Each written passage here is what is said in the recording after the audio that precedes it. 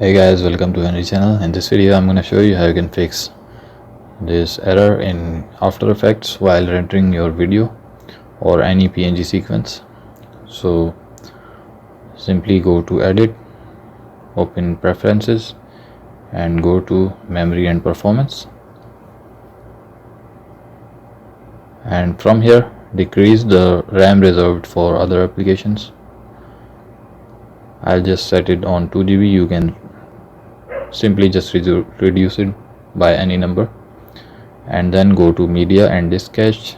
From here you have to clear the cache. Simply clear it.